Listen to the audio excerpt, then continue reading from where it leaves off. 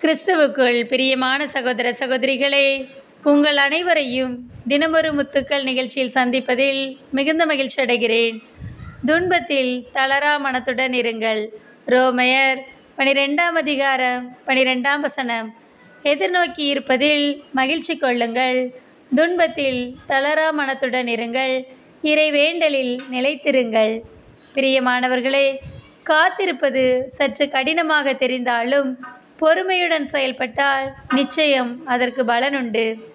அவசரப்பட்டால் முடிவுகள் விபரீதமாய் முடிந்துவிடும் என்பதை நாமே அறிந்திருப்போம்.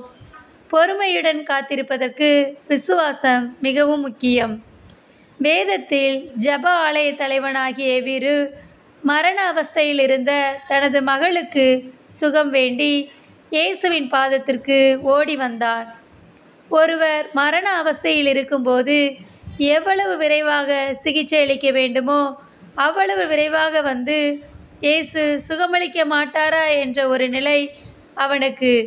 ஆனால் அங்கே நடந்த சம்பவங்கள் அவசரப்பட முடியாமல் அவனை பொறுமை காக்க வைத்தது. விரைவாக இயேசுவை அழைத்து செல்ல முடியாமல் சுற்றிலும் மக்கள் கூட்டம்.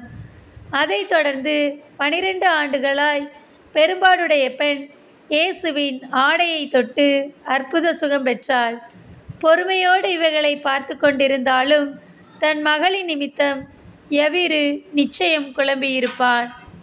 என்றாலும் இயேசு ஏதாவது செய்வார் என்ற விசுவாசத்துடன் பொறுமையாய் காத்திருந்தான். அவனுடைய பொறுமையும் விசுவாசமும் வீண் போகவில்லை. அவனுடைய மகள் மரித்து போன செய்தி கிடைத்தும் இயேசு அவளை உயிரோடே எழுப்பி அவனிடம் கொடுத்தார். அன்பானவர்களே, பிரச்சனைகள், துன்பங்கள் நம்மை நெருக்கும்போது இறைவன் நிச்சயம் உதவி செய்வார் என்ற விசுவாசத்துடன் எபிருவை போன்று பொறுமையாயிருங்கள்.